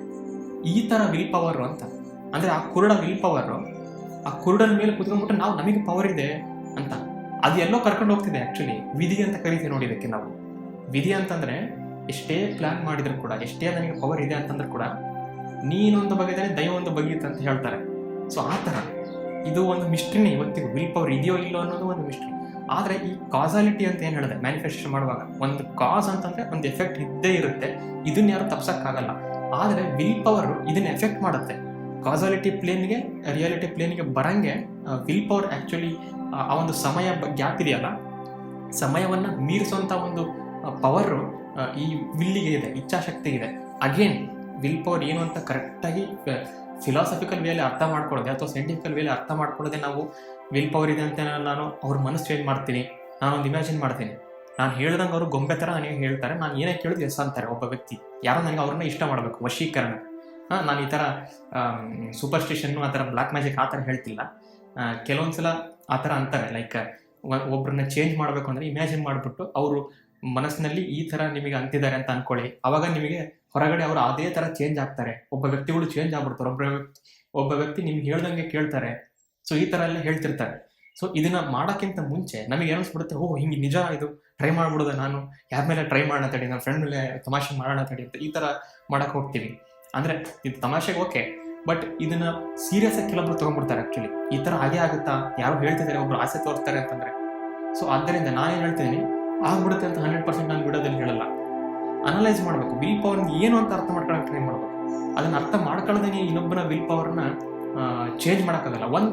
ಒಂದು ಮಾತ್ರ ನಿಜ, ನನ್ನ ಮ್ಯಾನಿಫೆಸ್ಟೇಷನ್, ನನ್ನ ಲೈಫಲ್ಲಿ ಆಗಿರ್ತಕ್ಕಂಥ ಎಕ್ಸ್ಪೀರಿಯನ್ಸ್ ಹೇಳ್ತೀನಿ. ಬೇರೆಯವರ ವಿಲ್ ಪವರನ್ನು ಚೇಂಜ್ ಮಾಡೋಕ್ಕಾಗಲ್ಲ. ಅಂದರೆ ಅವರ ವಿಲ್ ಪವರ್ ಪ್ಲೇಸಲ್ಲಿ ಹೋಗಿ ನೀವು ಆ ಕಂಟ್ರೋಲ್ ತೊಗೊಂಡ್ಬಿಟ್ಟು ನಾನೇ ಇದನ್ನು ಅಂದರೆ ಪರಕಾಯ ಪ್ರವೇಶ ಮಾಡೋಕ್ಕಾಗಲ್ಲ. ಆದರೆ ಅವರ ವಿಲ್ ಪವರನ್ನು ಇನ್ಫ್ಲೂಯೆನ್ಸ್ ಮಾಡ್ಬೋದು. ಅರ್ಥ ಏನು ಅಂತಂದರೆ, ಇಲ್ಲೊಂದು ವಿಲ್ ಪವರ್ ಇದೆ, ಇಲ್ಲೊಂದು ವಿಲ್ ಪವರ್ ಇದೆ. ನೀವು ಹಿಂಗೆ ಹೋಗ್ಬಿಟ್ಟು ಅದನ್ನು ಹಿಂಗೆ ಬೀಳಿಸ್ಬಿಟ್ಟು ಅಲ್ಲಿ ನಿಮ್ಮದು ವಿಲ್ ಪವರ್ ಇಡೋಕ್ಕಾಗಲ್ಲ. ನೀವು ಹಿಂಗೆ ಫೋರ್ಸ್ ಮಾಡಿ ಆ ವಿಲ್ ಪವರ್ನ ಮುಂದೆ ಮಾಡೋಂಗೆ ಮಾಡ್ಬೋದು. ಅವಾಗ ಕೂಡ ನೀವು ಅದನ್ನು ಕನ್ಫರ್ಮ್ ಮಾಡ್ದಂಗೆ, ಆ್ಯಕ್ಚುಲಿ ಅಂದರೆ ಮೂವ್ ಮಾಡ್ದಂಗೆ. ಬೀಳ್ಸೋಕ್ಕಾಗಲ್ಲ, ಮೂವ್ ಮಾಡ್ಬೋದು, ಇನ್ಫ್ಲೂಯೆನ್ಸ್ ಮಾಡ್ಬೋದು, ಮಾಡ್ಯುಲೇಟ್ ಮಾಡ್ಬೋದು. ಇದು ಒಂದು ಕಲೆ. ಸೊ ಇದು principle of cause and effect ಅಂತ. ಇನ್ನು ನೆಕ್ಸ್ಟ್ ಫೈನಲ್ ಆಗಿ ಏನು ಬರುತ್ತೆ, ಪ್ರಿನ್ಸಿಪಲ್ ಆಫ್ ಪೊಲಾರಿಟಿ ಅಂತ ಬರುತ್ತೆ. ಏನಿದು ಪ್ರಿನ್ಸಿಪಲ್ ಆಫ್ ಪೊಲಾರಿಟಿ ಅಂತ ನಾವು ಕೇಳಿದರೆ, ಸೊ ಹೆಣ್ಣು ಗಂಡು ಯಾವ ಥರ ಒಂದು ಎಫೆಕ್ಟ್ ಆಗುತ್ತೆ. ಈಗ ಒಂದು ಹುಡುಗಿ ಇದ್ದಾಳೆ, ಒಬ್ಬ ಹುಡುಗ ಇದ್ದಾನೆ, ಅಥವಾ ಮಹಿಳೆ ಮಾನವ, ಈ ಥರ ಡಿಫ್ರೆಂಟ್ ಜೆಂಡರ್, ನಾನು ಒಂದು ಏಜ್ ಅಂತ ಹೇಳ್ತಾ ಇಲ್ಲ. ಸೊ ಇವರ ಮೆಂಟಾಲಿಟಿ ಡಿಫ್ರೆಂಟ್ ಇರುತ್ತೆ. ಯಾಕಂದರೆ ಕಾರ್ಲ್ ಯುಂಗ್ ಅವರ ಪ್ರಕಾರ, ಅವರೊಂದು ಸೈಕಾಲಜಿಸ್ಟ್ ಆಗಿದ್ರಲ್ಲ, ಅವರು ಏನು ಹೇಳ್ತಾ ಹೋಗ್ತಾರೆ ಅಂತಂದರೆ, ಅನಿಮಾ ಮತ್ತು ಅನಿಮಸ್ ಅಂತ ಎರಡು ಒಂದು ಪಾರ್ಟನ್ನು ಹೇಳ್ತಾರೆ. ಅಂದರೆ ಹೆಣ್ಣಿನಲ್ಲಿರುವ ಗಂಡಿನ ಗುಣಗಳು, ಗಂಡಿನಲ್ಲಿರುವ ಹೆಣ್ಣಿನ ಗುಣಗಳು. ಇದು ನಾನು ಬೇರೆ ಅರ್ಥದಲ್ಲಿ ಹೇಳ್ತಿಲ್ಲ. ಅಂದರೆ ಈ left part of the brain intellect, analytical thinking ಅಥವಾ ಮ್ಯಾಸ್ಕ್ಯುಲಿನ್ ಸೈಡ್ ಅಂತ ಕರೆದ್ರೆ, ರೈಟ್ ಪಾರ್ಟು ಎಮೋಷನ್ನು, ಎಂಪತಿ ಮತ್ತು ಇಂಟ್ಯೂಷನ್ನು, ಒಳಗಿಂದ ಲೈಕ್ ಏನು ಮಾಡ್ಬೋದು ಅಂತೇಳಿ ಆಟೋಟೆಲಿಕ್ಗಳು, ಇದು ಒಂದು ಹೆಣ್ಣಿಗೆ ಹೋಲಿಸ್ತಾರೆ. ಸೊ ಈಗ ಮ್ಯಾನಿಫೆಸ್ಟೇಷನ್ ಅಂತಂದರೆ, ಫಾರ್ ಎಕ್ಸಾಂಪಲ್, ಯಾವ ಥರ ಈ ಥರ ಜೆಂಡರ್ ಎಫೆಕ್ಟ್ ಆಗುತ್ತೆ, ನಮ್ಮ ಜೆಂಡರ್, ನಾವು ಗಂಡಸು ಹೆಂಗಸು ಆಗಿದೆ, ಯಾವ ಥರ ನಾವು ಮಾಡೋ ಮ್ಯಾನಿಫೆಸ್ಟೇಷನ್ ಅದಕ್ಕೆ ಎಫೆಕ್ಟ್ ಆಗುತ್ತೆ ಅಂದರೆ, ಪವರ್ ಬೇಕು ಅಂತ ಒಬ್ಬರು ಮ್ಯಾನಿಫೆಸ್ಟೇಷನ್ ಮಾಡ್ತಾರೆ ಅಂತ ಅನ್ಕೋಣ. ಪವರ್ ಬೇಕು, ಸುಮ್ಮನೆ ಏನು ಅಂತಲ್ಲ, ಎಲೆಕ್ಟ್ರಿಕ್ ಪವರ್ ಅಲ್ಲ, ಲೈಕ್ ನನಗೆ ಪವರ್ ಬೇಕು ಅಂತ, ಇದು ಸಮಾಜದಲ್ಲಿ ನನಗೊಂದು ಪವರ್ ಇರಬೇಕು ಅಂತ. ಏನೇನು ಇರ್ಬೋದು? ಮನಿ ಅಂದರೆ ಪವರ, ನಾಲೆಜ್ ಅಂದರೆ ಪವರ, ಅಥವಾ ಜಾಸ್ತಿ ಜನ ಸಪೋರ್ಟ್ ಇದ್ರೆ ಪವರ, ಜಾಸ್ತಿ ಫ್ರೆಂಡ್ಸ್ ಇದ್ರೆ ಪವರ, ಜಾಸ್ತಿ ಇನ್ಫ್ಲುಯೆನ್ಸ್ ಇದ್ರೆ ಪವರ, ಅಥವಾ ಯಾವುದಾದ್ರು ಒಂದು ಹೈ ಪೊಲಿಟಿಕಲ್ ಒಂದು ಸ್ಟೇಟಸ್ ಇದ್ರೆ ಪವರ, ಅಥವಾ ಲೈಕ್ ಹೆದರಿಸಿ ಗನ್ ಹಿಡ್ಕೊಂಡ್ಬಿಟ್ಟು ನಾನು ಅದು ಪವರ. ಸೊ ಏನು ಪವರು ಅನ್ನೋದು ಯಾರು ಹೇಳ್ಕೊಡ್ತಾರೆ ಜನರಿಗೆ? ಈಗ ಒಬ್ಬರಿಗೆ ನೀವು ಪವರ್, ಒಬ್ಬ ಯಾರೋ ಕೇಳ್ತಾರೆ, ಗಂಡೋ ಹೆಣ್ಣು, ನೆಕ್ಸ್ಟ್ ಬರೋಣ ಜೆಂಡರಿಗೆ, ಯಾರೋ ಒಬ್ಬ ಮಾನವ ಕೇಳ್ತಾರೆ ನಿಮಗೆ, ನನಗೆ ಪವರ್ ಬೇಕು, ಏನು ಮಾಡಲಿ ನಾನು ಅಂತ. ಸೊ ಇವಾಗ ನಾನು ನಿಮಗೆ ಬಿಡ್ತೀನಿ, ನಿಮ್ಮ ಆಡಿಯನ್ಸಿಗೆ ನಾನು ನಿಮಗೆ ಬಿಡ್ತೀನಿ, ಏನನ್ನು ಹೇಳ್ಕೊಡ್ತೀರಿ ಆ ವ್ಯಕ್ತಿಗೆ? ಏನನ್ನ ಲೈಕ್ ಪವರ್ ಅಂದರೆ ಏನು ಅಂತ ಹೇಳ್ಕೊಡ್ತೀರಿ ಸಮಾಜದಲ್ಲಿ? ಒಟ್ಟಿನ ಇಷ್ಟೇ ಅನ್ನೋದು, ಆ ಸಣ್ಣ ಒಂದು ಬೇಬಿ ಇದೆ, ಪವರ್ ಬೇಕು ನನಗೆ, ಹೆಂಗೆ ಪಡೆಯೋದು ಸಮಾಜದಲ್ಲಿ ಒಂದು ಪವರ್ನ, ಹೇಗೆ ನಾನು ಪಡ್ಕೊಳ್ಳಿ ಅಂತ. ಇವಾಗ ನಿಮ್ಮಲ್ಲಿ ಇಷ್ಟೊಂದು ಜನ ನೋಡ್ತಾ ಇದ್ದೀರಿ ವಿಡಿಯೋನ, ಒಬ್ಬೊಬ್ಬರಿಗೆ ಒಂದೊಂದು ಥರ ಐಡಿಯಾ ಇರುತ್ತೆ. ಕೆಲವೊಬ್ಬರು ಅದಕ್ಕೆ ನೀನು ಜಾಸ್ತಿ ಮನಿ ಮಾಡು, ಜಾಸ್ತಿ ದುಡ್ಡು ಸಂಪಾದನೆ ಮಾಡು, ಅವಾಗ ನೀನು ಏನು ಬೇಕಂತ ತೊಗೋಬೋದು, ಅವು ಯಾರನ್ನ ಬೇಕು ಅವ್ರನ್ನ ನೀನು ಆಳಾಗಿ ಇಟ್ಕೋಬೋದು, ಅಥವಾ ನೀವು ಅವ್ರನ್ನ ಕಂಟ್ರೋಲಾಗಿ ಇಟ್ಕೋಬೋದು. ಯಾಕಂದರೆ ಮನಿಯನ್ನು ಆಸೆ ತೋರಿಸ್ತೀಯ, ನೀನು ಬಾಡಿಗಳು ಇಟ್ಕೋಬೋದು, ಆ ಥರ ಅವಾಗ ನೀನು ಪವರ್ ಬರುತ್ತೆ ಅಂತ ಒಬ್ರು ಹೇಳ್ಕೊಡ್ತಾರೆ. ಇನ್ನೊಬ್ರು ಏನು ಹೇಳ್ಕೊಡ್ತಾರೆ, ನೀನು ಒಬ್ಬರಿಗೆ ಒಳ್ಳೆ ಕೆಲಸ ಮಾಡು, ನೀವು ಒಬ್ಬರನ್ನ ಒಳ್ಳೆ ಕೆಲಸ ಮಾಡೋದ್ರಿಂದ ನಿನಗೆ ಎಲ್ಲರೂ ಇಷ್ಟಪಡ್ತಾರೆ, ಅವಾಗ ನಿನ್ನ ಹಿಂದೆ ಸಪೋರ್ಟಿವ್ ಬರ್ತಾರೆ, ಅವಾಗ ನಿಮಗೆ ಜನಬಲ ಬರುತ್ತೆ, ಅವಾಗ ನಿಮಗೆ ಪವರ್ ಬರುತ್ತೆ, ಸಮಾಜದಲ್ಲಿ ಒಂದು ಒಳ್ಳೆ ವ್ಯಕ್ತಿ ಆಗೋ, ಅವಾಗ ನಿಮಗೆ ಒಂದು ಪವರ್ ಬರುತ್ತೆ ಅಂತ. ಇನ್ನೊಬ್ಬರು ಕೆಟ್ಟ ವ್ಯಕ್ತಿ ಹೇಳ್ಕೊಡ್ತಾರೆ, ನೀನು ಗನ್ ಹಿಡ್ಕೋ, ಎಲ್ಲರನ್ನ ಹೆದರಿಸು, ಟೆರರಿಸ್ಟ್ ಥರ ಮಾಡೋ, ಅವಾಗ ನಿಮ್ಗೆ ಜಾಸ್ತಿ ಪವರ್ ಬರುತ್ತೆ, ಒಂಥರ ರೌಡಿಗಳ ಥರ ಆ ಥರ. ಇನ್ನೊಬ್ರು ಹೇಳ್ಕೊಡ್ತಾರೆ, ನೀನು ಪವರ್ ಬೇಕು ಅಂತಂದೆಲ್ಲ ಏನು ಮಾಡೋಕ್ಕೋಬೇಡ, ಯಾರ ಹತ್ರ ಪವರ್ ಇದೆಯೋ ಆಲ್ರೆಡಿ ಅವ್ರ ಹತ್ರ ಹೋಗಿ ಫ್ರೆಂಡ್ಶಿಪ್ ಮಾಡು, ಅಥವಾ ಅವರಿಗೆ ಹೋಗಿ ಹೀಗೆ ಕೆಲಸ ಮಾಡ್ತಾ ಹೋಗು, ಅವ್ರ ಜೊತೆನೇ ಅವ್ರು ಹೇಳಿದಂಗೆಲ್ಲ ಹ್ಞೂ ಅಂತ ಹೋಗು, ನಿನಗೆ ಅವ್ರು ಸಪೋರ್ಟ್ ಮಾಡಿ ನಿನಗೆ ಅವರಿಂದ ಪವರ್ ಇನ್ಫ್ಲೂಯೆನ್ಸ್ ಆಗುತ್ತೆ ಅಂತ.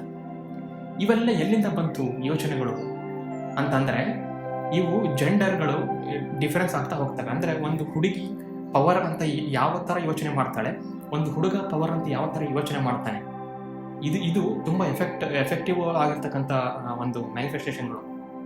ಈಗ ನಾನು ಏನು ಹೇಳಕ್ಕೆ ಹೋಗ್ತಿದ್ದೀನಿ ಅಂತಂದರೆ, ಈ ಒಂದು ಟಾಪಿಕ್ ಬಂದಾಗ, ಒಂದೇ ಟಾಪಿಕ್ಕನ್ನು ಮ್ಯಾನಿಫೆಸ್ಟೇಷನ್ ಮಾಡ್ತೀನಿ ಅಂತ ಬಂದಾಗ, ಒಬ್ಬ ಹುಡುಗಿ ಮಾಡೋ ವೇನೇ ಬೇರೆ ಇರುತ್ತೆ, ಒಬ್ಬ ಹುಡುಗ ಮಾಡೋ ವೇನೇ ಬೇರೆ ಇರುತ್ತೆ. ಯಾಕಂದರೆ ಮ್ಯಾಸ್ಕುಲಿನ್ ಸೈಡು ಬರೀ ಅನಾಲಿಟಿಕಲ್ಲು ಮತ್ತು ಲಾಜಿಕಲ್ಲು ಈ ಥರ ನೋಡಿದರೆ, ಈ ಫೆಮಿನಿನ್ ಸೈಡು ಇಂಟ್ಯೂಷನ್ನು, ಎಮೋಷ್ನಲ್ಲು, ಕಂಪ್ಯಾಷನ್ನು ಈ ಥರ ನೋಡ್ತಾ ಹೋಗುತ್ತೆ. ಅದರ ಅರ್ಥ ಏನು ಅಂತಂದರೆ, ಒಂದು ಲೆಕ್ಕದಲ್ಲಿ ನೋಡಿದರೆ ಮೆನ್ ಮ್ಯಾನಿಫೆಸ್ಟೇಷನ್ಗಳು ಏನೇ ಮಾಡ್ತಾರೋ, ಗಂಡಸರು ಅವರಿಗೆ ಒಂದು ಅರ್ಥ ಏನಿರುತ್ತೆ ಅಂತಂದರೆ, ಬರೀ ಈ ಕ್ಷಣಕ್ಕೆ ಅದು ಸಂಬಂಧಪಟ್ಟಿರಲ್ಲ. ಇದು ಯಾವುದೇ ಏಜಿನ ಒಂದು ಮೆನ್ ಆಗಿರ್ಬೋದು, ಅವರ ಮ್ಯಾನಿಫೆಸ್ಟೇಷನ್ ಅಂತಂದರೆ ಅವರ ಅರ್ಥದಲ್ಲಿ ಏನು ಅಂತಂದರೆ, ಮುಂದೆ ಅಂದರೆ ಲಾಂಗ್ ಟರ್ಮಿಗೆ ಹೇಗೆ ಅದನ್ನು ಮಾಡೋದು, ಅದನ್ನು ಹೇಗೆ ಒಂದು ಸ್ಟ್ರಾಟಜಿಕಲಿ ಮಾಡೋದು, ಅದನ್ನು ಹಿಂಗೆ ಮಾಡಿದ್ರೆ ಏನಾಗುತ್ತೆ ಕ್ಯಾಲ್ಕುಲೇಷನ್ನು, ಈ ಥರ ಎಲ್ಲ ಇದು ಮೆನ್ ಮಾಡ್ತಕ್ಕಂಥ ಒಂದು ಮೆಂಟಾಲಿಟಿಯಿಂದ ಬರೋದು, ಮ್ಯಾಸ್ಕ್ಯುಲಿನ್ ಸೈಡಿಂದ ಬರೋದು. ಈ ಥರ ಹುಡುಗಿರು ಮಾಡಲ್ಲ ಅಂತಲ್ಲ, ಈ ಥರ ಗುಣಗಳು ಅವರಲ್ಲಿದ್ದರೆ ಸೊ ಅದು ಕೂಡ ಅದು ಮ್ಯಾಸ್ಕ್ಯುಲಿನ್ ಸೈಡ್ ಅಂತ ಆಗುತ್ತೆ. ಸೊ ಇಲ್ಲಿ ಜೆಂಡರ್ ಅಂತಂದರೆ ಆ್ಯಕ್ಚುಯಲ್ ಜೆಂಡರ್ ಅಲ್ಲ, ನಾನು ಮತ್ತೆ ಹೇಳಿದ್ನಲ್ಲ, ಇದೊಂದು ಮೆಂಟಾಲಿಟಿ ಅಷ್ಟೇ. ಈಗ ಹುಡುಗಿ ಆಗಿದ್ರು ಕೂಡ ಅದು ಹುಡುಗನ ಥರ ಮೆಂಟಾಲಿಟಿ ಇರೋಕ್ಕೆ ಸಾಧ್ಯ ಇದೆ, ಹುಡುಗ ಆಗಿದ್ರು ಕೂಡ ಅದು ಹುಡುಗಿ ಥರ ಮೆಂಟಾಲಿಟಿ ಇರೋಕ್ಕೆ ಸಾಧ್ಯ ಇದೆ. ಸೊ ಇದು ಕೂಡ ಮ್ಯಾನಿಫೆಸ್ಟೇಷನ್ಗೆ ಅಫೆಕ್ಟ್ ಆಗುತ್ತೆ ಅಂತ ನಾನು ಈ ಒಂದು ಪ್ರಿನ್ಸಿಪಲ್ ಆಫ್ ಜೆಂಡರ್ ಹೇಳುತ್ತೆ. ಅದೇ ಥರ ಈ ವುಮೆನ್ ಸೈಡಿಗೆ ಬಂದಾಗ ಅವ್ರು ಮ್ಯಾನಿಫೆಸ್ಟೇಷನ್ ಮಾಡುವಾಗ, ಈಗ ಅವರೇ ಸ್ಪೆಸಿಫಿಕ್ ಪರ್ಸನ್ನ ಮ್ಯಾನಿಫೆಸ್ಟೇಷನ್ ಮಾಡ್ತೀನಿ ಅಂತಂದಾಗಲೋ, ಅಥವಾ ಇದೇ ಥರ ಎಕ್ಸಾಂಪಲ್ ಹೇಳಿದ್ರೆ ಒಂದು ಪವರ್ ಮ್ಯಾನಿಫೆಸ್ಟೇಷನ್ ಮಾಡ್ತೀನಿ ಅಂತ, ಅಥವಾ ಒಂದು ಸ್ಟೇಟಸ್ ಬೇಕು ಸಮಾಜದಲ್ಲಿ, ಅಥವಾ ಒಂದು ಗೌರವ ಬೇಕು, ಅಥವಾ ಒಂದು ಸಕ್ಸಸ್ಫುಲ್ ಆಗಬೇಕು ನಾನು ಅಂತಂದಾಗ, ಆ ಹುಡುಗಿಯ ಒಂದು ಮ್ಯಾನಿಫೆಸ್ಟೇಷನ್ಗಳ ಒಂದು ಶೈಲಿ ಹೇಗಿರುತ್ತೆ ಅಂತಂದರೆ, ಈ ಕ್ಷಣದ ಎಮೋಷನ್ಸ್ನ ಆ ಒಂದು ಮಹಿಳೆ ನೋಡ್ತಾಳೆ. ಈ ಕ್ಷಣದಲ್ಲಿ ನಾನು ಹ್ಯಾಪಿಯಾಗಿದ್ದೀನ ಇಲ್ವಾ, ಮುಂದೆ ಹಾಳಾಗೋಗ್ಲಿ, ಮುಂದೆ ಅವನು ಭಾಳ ನೋಡಕ್ಕೆ ಹೋಗಲ್ಲ. ಅಂದರೆ ಈ ಮೆನ್ ಮಾಡೋದು ಈ ಥರ ಸ್ಟ್ರಾಟಜಿಕಲಿ ಮಾಡ್ತಾ ಹೋಗ್ತಾರಲ್ಲ ಲಾಂಗ್ ಟರ್ಮ್ಗೆ. ಈ ಥರ ಒಂದು ಹುಡುಗಿ ಅಂದರೆ ಹುಡುಗಿ ಅಂತಂದರೆ ಇಲ್ಲಿ ನಾನು ಮತ್ತೆ ಜೆಂಡರ್ ಹೇಳ್ತಿಲ್ಲ, ಫೆಮಿನಿನ್ ಸೈಡು ಯಾವ ಥರ ಯೋಚನೆ ಮಾಡುತ್ತೆ, ಈ ಕ್ಷಣದ ಎಮೋಷನ್, ಈ ಕ್ಷಣದ ಕಂಪ್ಯಾಷನ್, ಈ ಕ್ಷಣದ ಫೀಲಿಂಗ್ ಹೆಂಗಿದೆ ಅದರ ಮೇಲೆ ಗಮನ. ಅದು ಈ ಕ್ಷಣದ ಫೀಲಿಂಗ್ ಜಾಸ್ತಿ ಆಗ್ತಾ ಹೋದರೆ ಅಲ್ಲಿ ಅಟ್ರಾಕ್ಷನ್ ಬರ್ತಾ ಹೋಗುತ್ತೆ ಅವಳಿಗೆ. ಅವಾಗ ಅವಳು ಏನು ತಿಳ್ಕೊಂತಾಳೆ, ಓಕೆ ಇದು ಇಂಟ್ರೆಸ್ಟಿಂಗ್ ಇದೆ, ನಾನು ಇದನ್ನು ಕ್ಲಿಂಗ್ ಆಗಬೇಕು ಅಂತ. ಕೆಲವೊಂದು ಸಲ ಯಾವಾಗಲೂ ಇದು ಕರೆಕ್ಟ್ ಆಗಿರ್ತಾ ಇಲ್ಲ, ಯಾವಾಗಲೂ ಎಮೋಷನ್ಸ್ ವರ್ಕ್ ಆಗಲ್ಲ, ಯಾವಾಗಲೂ ಲಾಜಿಕ್ಕು ವರ್ಕ್ ಆಗಲ್ಲ. ಮಿಕ್ಸ್ಚರ್ ಆಫ್ ಎಮೋಷನ್ಸ್ ಮತ್ತು ಲಾಜಿಕ್ ಇದ್ದಾಗ, ಅಂದರೆ ಕರಸ್ಪಾಂಡೆನ್ಸ್ ಬಿಟ್ವೀನ್ ಮ್ಯಾಸ್ಕುಲಿನ್ ಮತ್ತು ಫೆಮಿನಿನ್ ನೇಚರ್ಗಳು ಇದ್ದಾಗ ಮ್ಯಾನಿಫೆಸ್ಟೇಷನ್ಗೆ ಒಂದು ಮೀನಿಂಗ್ ಬರುತ್ತೆ. ಸೊ ಇದಕ್ಕೆ ನಾವು ಗಂಡು ಹೆಣ್ಣಿನ ಸಹಬಾಳ್ವೆ ಅಂತ ಕರಿತೀವಿ. ಸೊ ಇಲ್ಲಿ ಯಾರು ಸುಪೀರಿಯರ್ ಅಲ್ಲ, ಯಾರು ಇನ್ಫೀರಿಯರ್ ಅಲ್ಲ. ಕೆಲವೊಬ್ರು ಹೇಳ್ತಿರ್ತಾರೆ ಫೆಮಿನಿನ್ ಎನರ್ಜಿ ಸ್ಟ್ರಾಂಗ್ ಇದೆ, ಯಾಕಂದರೆ ಇಡೀ ಬ್ರಹ್ಮಾಂಡ ಹುಟ್ಟಿರೋದೇ ಫೆಮಿನಿನ್ ಎನರ್ಜಿಯಿಂದ, ಮ್ಯಾಸ್ಕುಲಿನ್ ಎನರ್ಜಿ ಸ್ಟ್ರಾಂಗ್ ಇದೆ, ಅದು ಸುಪೀರಿಯರ್. ಇವು ಯಾವ ನಿಜ ಅಲ್ಲ. ಯಾಕೆ ಅಂತಂದರೆ ಇದು ಜೆಂಡರಿಗೆ ಸಂಬಂಧಪಟ್ಟಿದ್ದಲ್ಲ, ಇದು ಮೆಂಟಾಲಿಟಿಗೆ ಸಂಬಂಧಪಟ್ಟಿದ್ದು. ಸೊ ಇಲ್ಲಿ ಹೆಣ್ಣು ಗಂಡು ಅನ್ನೋದು ಜಸ್ಟ್ ಬಯೋಲಾಜಿಕಲ್ ಜೆಂಡರ್ಸ್ ಅಷ್ಟೇ. ಆದರೆ ಇದೇ ಮ್ಯಾಸ್ಕುಲಿನ್ ಮತ್ತು ಫೆಮಿನಿನ್ ಅನ್ನೋದು ಯಾರೊಳಗಾದರೂ ಇರ್ಬೋದು. ಅದು ಗಂಡಸಿನಲ್ಲಾದರೂ ಜಾಸ್ತಿ ಫೆಮಿನಿನ್ ಶಕ್ತಿಗಳಿರ್ಬೋದು, ಮತ್ತು ಹೆಂಗಸಿನಲ್ಲಿ ಜಾಸ್ತಿ ಮ್ಯಾಸ್ಕುಲಿನ್ ಪವರ್ಗಳಿರ್ಬೋದು. ಸೊ ಈ ಥರವಾಗಿ ನಾವು ಯಾವ ಸೈಡಿಂದ ಬರ್ತೀವಿ, ಅಂದರೆ ಯಾವ ಸೈಡ್ ಅಂತಂದರೆ ಮ್ಯಾಸ್ಕುಲಿನ್ ಸೈಡಾ ಅಥವಾ ಫೆಮಿನಿನ್ ಸೈಡಾ, ಈ ಥರ ಬರ್ತೀವಿ. ಇದು ನಮ್ಮ ಮ್ಯಾನಿಫೆಸ್ಟೇಷನ್ಗೆ ಅರ್ಥ ಕೊಡ್ತಾ ಹೋಗುತ್ತೆ. ನಾನು ಹೇಳಿದ್ನಲ್ಲ, ಪವರ್ ಅಂತಂದರೆ ಇದರ್ ನಿಮಗೆ ಮನಿ ಅನ್ನೋ ಅರ್ಥ, ಅಥವಾ ಒಂದು ಸ್ಟ್ರಾಟಜಿಕಲಿ ಪ್ಲ್ಯಾನ್ ಮಾಡು, ಒಬ್ಬರನ್ನ ಕನ್ಫರ್ಮ್ ಮಾಡು, ಅನಲಿಟಿಕಲ್ ಆಗಿ ಒಂದು ಇದು ಮಾಡು ಅಂತ ಅರ್ಥ. ಅಥವಾ ನೀವು ಈ ಕ್ಷಣದ ಜನರನ್ನ ಒಂದು ಎಮೋಷನ್ಸ್ ಆಗಿಡು, ಕಂಪ್ಯಾಷನ್ ಆಗಿ ಮಾಡು, ಈ ಥರ ಫೆಮಿನಿನ್ ಸೈಡ್ಗಳು. ಆ ಥರ ಮಾಡೋದ್ರಿಂದ ನಿನಗೆ ಹ್ಯಾಪಿ ಆಗುತ್ತೆ, ಆವಾಗ ನಿನಗೆ ಪವರ್ ಇದೆ ಅಂತ ಅನಿಸುತ್ತೆ, ನೀನು ಅಲೋನ್ ಅನಿಸಲ್ಲ. ಸೊ ಈ ಥರ.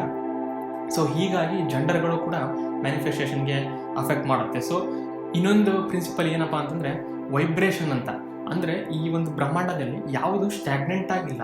ನಾವು ಏನೇ ಒಂದು ಮ್ಯಾನಿಫೆಸ್ಟೇಷನ್ ಮಾಡಿದರೂ ಕೂಡ ಅದು ಮಾಡಿದ ಕ್ಷಣಕ್ಕೆ ಏನೋ ಒಂದು ಬದಲಾವಣೆ ಹಾಗೇ ಆಗುತ್ತೆ. ಅದು ಹೊರಗಡೆ ಕಾಣಿಸ್ದೇ ಇರ್ಬೋದು, ಮೆಂಟಲ್ ಬದಲಾವಣೆ ಹಾಗೇ ಆಗುತ್ತೆ. ಆ ಬದಲಾವಣೆಯಿಂದ ಮುಂದಿನ ಒಂದು ಸಂಗತಿಗಳು ನಮಗೆ ಈಸಿ ಆಗ್ತಾ ಹೋಗ್ತವೆ. ಫಾರ್ ಎಕ್ಸಾಂಪಲ್, ನವಿಲ್ ಈ ಥರ ಹೇಳ್ತಾ ಇದ್ರು, ಈ ಇಮ್ಯಾಜಿನೇಷನ್ ಮಾಡಬೇಕು ಅಂತಾರಲ್ಲ, ಏನದು ಸುಮ್ಮನೆ ಮೆಂಟಲ್ ಪಿಕ್ಚರ್ಗಳು ಬರ್ತಾ ಹೋಗುತ್ತೆ ಅಂತ ಒಂದು ಬುಕ್ಕಲ್ಲಿ ಮೆನ್ಷನ್ ಮಾಡ್ತಾರೆ. ನೀವು ಯಾವಾಗ ಏನೋ ಒಂದು ಮಾಡಿದಾಗ ಆ ಒಂದು ಸೆನ್ಸರಿ ಪರ್ಸೆಪ್ಷನ್, ವಿವಿಡ್ ಪರ್ಸೆಪ್ಷನ್ ಕೊಟ್ಟಾಗ ಆ ಒಂದು ಸೀನರಿನ ಏನೋ ಒಂದು ನಿಮ್ಮ ಬಾಡಿ ಬಿಟ್ಟು ಹೋಗುತ್ತೆ, something leaves from your body ಅಂತ ಹೇಳ್ತಾರಲ್ಲ. ಸೊ ಏನಪ್ಪ ಅಂತಂದರೆ ವೈಬ್ರೇಷನ್ಸ್ಗಳು ಅಂತ ಇವೆಲ್ಲ. ಅಂದರೆ ಅವು ಫಿಸಿಕಲ್ ಆಗಿ ತಿಳ್ಕೊಬಾರ್ದು, ಏನೋ ಬಿಟ್ಟು ಹೋಗ್ತಿದೆಯಾ, ಆತ್ಮ ಬಿಟ್ಟು ಹೋಗ್ತಿದೆಯಾ ಮೆಲ್ಲಕ್ಕೆ ಹಿಂಗೆ ಮೂವಿಯಲ್ಲಿ ತೋರಿಸೋದು, ಆ ಥರ ಅಲ್ಲ. ಏನೋ ಒಂದು ಹೋಗುತ್ತೆ ಬಾಡಿಯಿಂದ ಅಂತ ಅನ್ನೋದು ಅರ್ಥ ಏನಂತಂದರೆ, ನೀನು ಅಂಥ ವೈಬ್ರೇಷನ್ಸ್ಗಳನ್ನು ಸೆಂಡ್ ಮಾಡ್ತಿದೆಯಾ ಯೂನಿವರ್ಸಿಗೆ, ಅದೇ ಥರ ನೀನು ಏನು ಸೆಂಡ್ ಮಾಡ್ತೀಯ ಬೂಮರ್ಯಾಂಗ್ ಥರ ವಾಪಸ್ ಬಂದು ಒಂಥರ ಕರ್ಮ ಥರ ನಿನಗೆ ಅದೇ ಥರ ಘಟನೆಗಳು ಕಾಣೋಕ್ಕೆ ಮಾಡುತ್ತೆ. ಸೊ ಇದು ಪ್ರಿನ್ಸಿಪಲ್ ಆಫ್ ವೈಬ್ರೇಷನ್ಸ್ ಅಂತ. ಸೊ ಇನ್ ದ ಎಂಡ್ ಔಟ್ಲುಕ್ಕಲ್ಲಿ ಮತ್ತು ಕನ್ಕ್ಲೂಷನಲ್ಲಿ ಏನು ಹೇಳ್ತಿದ್ದೀನಿ ಅಂತಂದರೆ, ಈ ಒಂದು ಏನನ್ನ ಹೇಳಿದೆ principle of mentalism, correspondence, rhythm, vibration, cause and effect ಮತ್ತು ಪೊಲಾರಿಟಿ ಮತ್ತು ಜೆಂಡರ್ ಅಂತ ಹೇಳಿ, ಇವೆಲ್ಲವೂ ಸರಿಯಾಗಿ ಅರ್ಥ ಮಾಡಿಕೊಂಡ್ರೆ, ಇವೆಲ್ಲವೂ ಫಂಡಮೆಂಟಲ್ ಅಥವಾ ಮೂಲಭೂತದಿಂದ ಅರ್ಥ ಮಾಡಿಕೊಂಡು, ಅಂದರೆ ಇದಕ್ಕೆ ತುಂಬ ಕಾನ್ಷಿಯಸ್ ಲೆವೆಲ್ಲಾಗಿ ಇರಬೇಕು. ಪ್ರತಿಯೊಂದಕ್ಕೂ ಏನು ಮಾಡ್ತಿದ್ದೀನಿ ಅಂಥೇಳಿ ನಾವು ಗಮನದಿಂದ ಅದಕ್ಕೆ ಹೇಳಿದ್ರೆ ಗಮನ ಕಾನ್ಷಿಯಸ್ ಲೆವೆಲಲ್ಲಿ ಇದನ್ನು ಮಾಡ್ತಾ ಇರಬೇಕು. ಅಂದರೆ ಮಾತ್ರ ನಮಗೆ ಆ ಒಂದು ರಿದಮ್ ಸಿಗ್ತಾ ಹೋಗುತ್ತೆ. ನಾನು ಹೇಳಿದ್ನಲ್ಲ, ಸಣ್ಣ ಮ್ಯಾನಿಫೆಸ್ಟೇಷನ್ಗಳು ಆಗ್ತಾ ನೆಕ್ಸ್ಟ್ ನಮಗೆ ಏನೇ ಮಾಡಿದರೂ ಕೂಡ ಅದು ಹೆಂಗೆ ಅಂತ ಒಬ್ಬರನ್ನ ಕೇಳೋವಂಥದ್ದು, ಅಥವಾ ನನಗೆ ಗೊತ್ತೇ ಆಗಲ್ಲ ಲೈಫಲ್ಲಿ ಏನು ಮಾಡಬೇಕು ಮುಂದೆ, ಈ ಥರ ಒಂದು ಸಿಚುವೇಶನ್ಗಳನ್ನು ನಾವು ತಪ್ಪಿಸ್ಬೋದು. ಸೊ ನಿಮಗೆ ಇದೇ ತರಹದ ಬ್ರಹ್ಮಾಂಡಗಳ ವಿಷಯಗಳು ಮತ್ತು ಮನಸ್ಸಿನ ವಿಷಯಗಳು ಇಷ್ಟ ಆದಲ್ಲಿ ದಯವಿಟ್ಟು ನನ್ನ ಚಾನಲ್ ಸಬ್ಸ್ಕ್ರೈಬ್ ಮಾಡಿ. ಧನ್ಯವಾದಗಳು.